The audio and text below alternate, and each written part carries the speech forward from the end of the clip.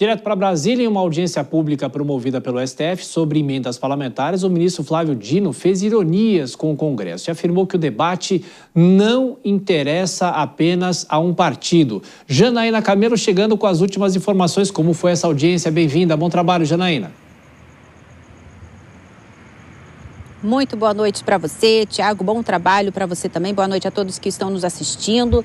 Pois é, o ministro Flávio Dino, ele disse o seguinte, que esse debate aqui no Supremo não é de interesse de nenhum partido específico, não é de interesse de nenhum governo específico e que a discussão também no STF não significa que o Supremo esteja aí trabalhando pela usurpação da atribuição de outros poderes. Essa audiência pública, como você disse, contou com vários especialistas, durou o dia inteiro, né, Tiago? Começou pela manhã, terminou só no final da tarde. Representantes do governo federal estiveram presentes, representantes do Senado, da Câmara dos Deputados.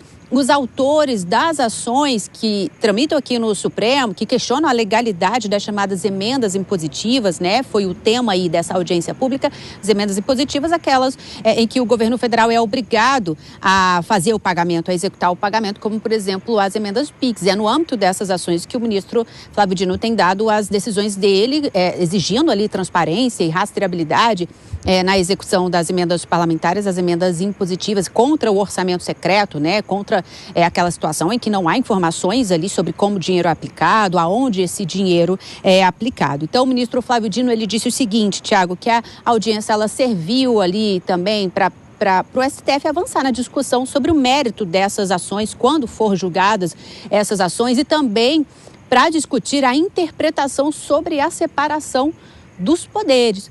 A gente separou um trechinho do que o ministro disse mais cedo, vamos ouvir agora.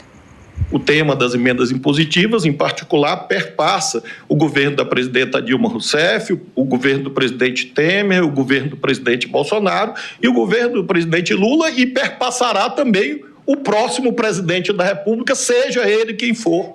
E, portanto, o esclarecimento primeiro que faço é que nós não estamos tratando de um tema de interesse de um governo. Naturalmente, há interesses dos governos, os pretéritos e os futuros que virão, regidos por esta Constituição.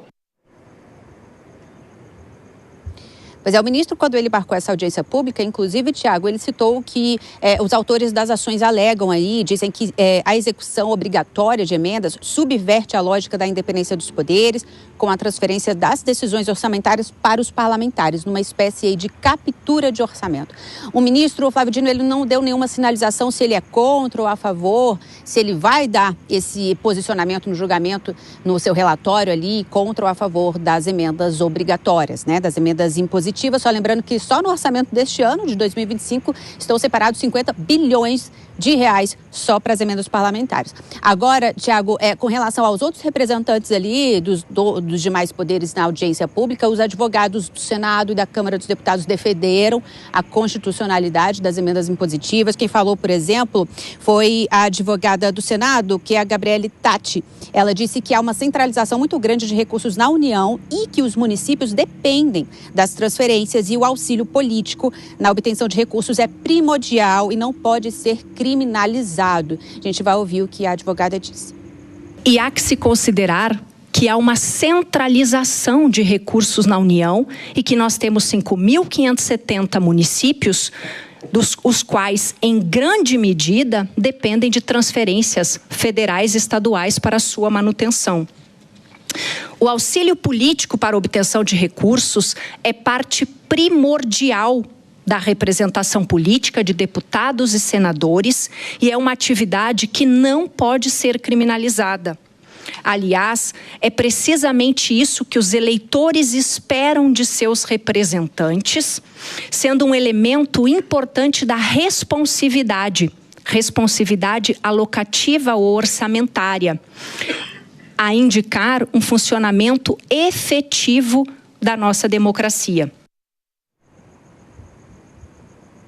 O advogado da Câmara dos Deputados, Thiago, que é o Jules Michelet, ele defendeu, por exemplo, o direito das minorias, dos parlamentares das minorias ter acesso também a esse orçamento por meio das emendas parlamentares. Quem também falou foi o advogado-geral da União, Jorge Messias, e ele disse o seguinte: ele defendeu o que ele chamou de uma negociação madura entre os poderes. Aliás, ele falou isso em meio a toda a questão do IOF também. E ele disse exatamente o seguinte, que é fundamental que cada instância respeite o papel da outra, evitando o acentuamento de conflitos que possam interditar o progresso e perturbar a busca do interesse público. Tiago.